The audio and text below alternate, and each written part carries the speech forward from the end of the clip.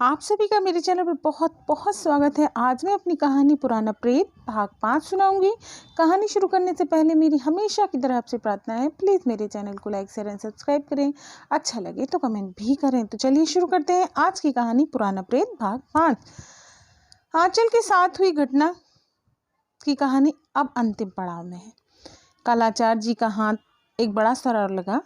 इस लड़की के पीछे जो भी कोई लगा है उसकी 2 सेवक कल पकड़े गए। यह तो केवल मोहरा बने थे, बाकी असली कलाकार अभी हाथ नहीं आया।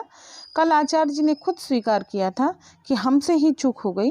रात को हमें उसके पहल करने का इंतजार करने लगे, जबकि बाजी हमारे हाथ में थी। खैर, यह तो अब भी हमारे ही पक्ष में है। कल दिन में ये अपने स्थान पर चले गए, क्योंकि दिन में तो कुछ होना नहीं था। जो भी घटना होती वह रात में होती। 9 बजे से पहले ही वे फिर यहाँ पहुँच गए। आंचल के पिता के खाने के लिए पूछा तो मना कर दिया। बोले, खा पी कर ही घर से निकला हूँ। रोज रात को आंचल के घर से निकलने के समय निश्चिंत था। रात के 1:30 बजे का था। अब जागने से कोई फायदा नहीं था। सबको कह दिया सोने के लिए। आचार्य जी ने भी। आज आचार्य जी ने एक नई योजना के साथ शुरुआत करना चाहते थे। इसके बारे में दिन में कई बार सोचा था और यह 100% कामयाब रहने वाली थी। इसका अभी किसी से जिक्र नहीं किया था। सोच यही थी कि आज अपनी कल वाली शक्ति को पहरे से हटा दिया जाए और उसे आसपास ही छिपकर रहने को कह दिया जाए। यह उसके लिए एक तरह से न्योता था आने का। जैसे ही वह आंचल को ले जाए, उसका पीछा करके उसी जगह इसे पकड़ ले। यह योजना थी आचार्य की। अपने उसी ताकतवर प्रेत सारी बातें समझा दी। उसने जोर से हुंकार भरी। जो बता रही थी वह समझ गया। अब आचार्य भी निश्चिंत होकर सो गए। जो भी होना था सामने ही आता।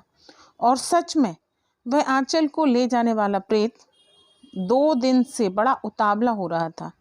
1:30 बजे तक वह नहीं रुका और आज खुद ही आने का फैसला किया, वह भी 1 बजे ही। उसे भी अपनी ताकत का घमंड था।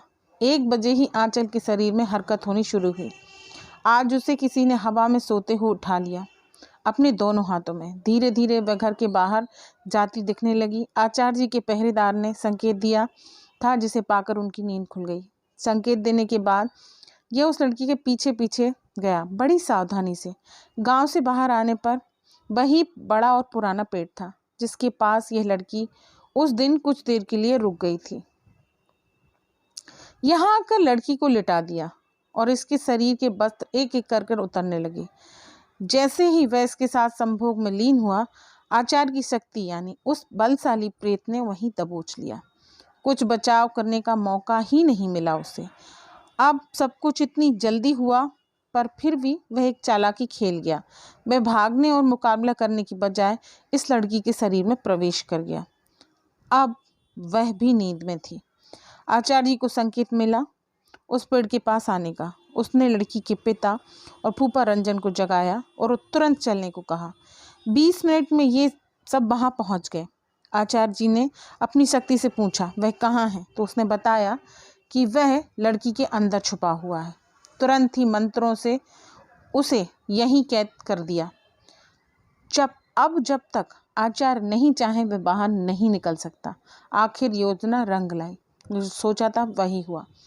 लड़की को घर लाया गया। यहाँ आचार्य जी ने उसको उस कमरे से बाहर निकाल दिया, दरवाज़ा बंद कर दिया। अपनी उसी शक्ति से फिर से हाजिर किया जिसने लड़की के शरीर में छुपे प्रेत को खींचकर बाहर निकाला। उसे उल्टा लटका रखा था। आचार्य जी ने कहा, जाओ इसकी अच्छे से खातिरदारी करो और कल तक के लिए रखो। वहीं आदेश पाकर उसे ले गया वह वहाँ से। अब बाकी का काम उन्हें अपने स्थान पर करना था। दूसरे दिन उन्होंने लड़की के पिता और फूफा को रात के 8 बजे आने को कहा। जब ये दोनों गए तो आचार्य जी आसन पर बैठे हुए थे। कुछ मंत्र पढ़े और उनके सामने ही वही कल वाला प्रेत हाजिर हुआ, जो भय से थरथर कांप रहा था। उसकी कुछ ज्यादा ही खातिरदारी हो गई थी शायद। बता कौन है और लड़की को क्यों लेकर जाता था? आचार्य जी ने कड़क आवाज में कहा। मैं उसी पेड़ पर रहता हूँ 250 सालों से। उस दिन यह लड़की अपनी माहवारी का कपड़ा फेंक कर गई थी वहाँ। मुझे इसकी गंध भा गई और रोज रात को यहाँ लाकर संभोग करने लगा। आचार्य जी को बड़ा गुस्सा आया। तेरा जुर्म तो माफी के लायक भी नहीं है उसने खूब प्रार्थना की, रोया, गिड़गिड़ाने लगा, पर आचार्य जी ने कहा, तेरे जैसे गंदे विचारों वाला कभी नहीं सुधर सकता। तुझे छोड़ने की गलती नहीं करूँगा। कुछ लकड़ियाँ